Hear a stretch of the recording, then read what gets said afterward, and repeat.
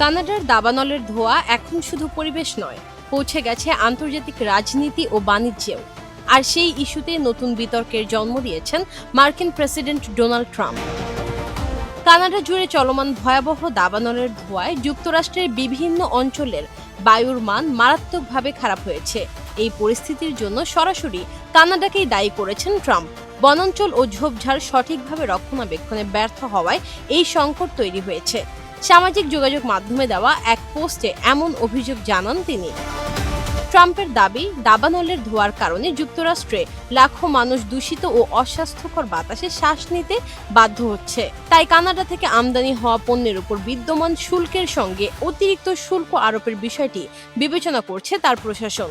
তিনি আরও জানিয়েছেন, এ নিয়ে শীঘ্রই কানাডার প্রধানমন্ত্রী মার্ক কার্নির সঙ্গে আলোচনা করবেন তিনি। অর্থাৎ দাবানল নিয়ে যখন সংকট বিরাজ করছে, তখনই ট্রাম্পের তরফ থেকে এক ধরনের দুঃসংবাদ পেল কানাডা।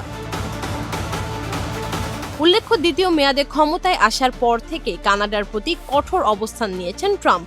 সীমান্ত নিরাপত্তা, বাণিজ্য এবং কূটনৈতিক নানা ইস্যুতে এর আগেও একাধিকবার প্রতিবেশী দেশটিকে চাপের মুখে ফেলেছেন তিনি। এবার সেই তালিকায় যোগ হলো দাবানলের ধোঁয়াও।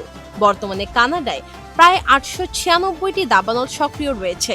এর মধ্যে অন্টারিও প্রদেশেই চলছে প্রায় 200টি আগুন, যার 81টি এখনও পুরোপুরি নিয়ন্ত্রণে আসেনি।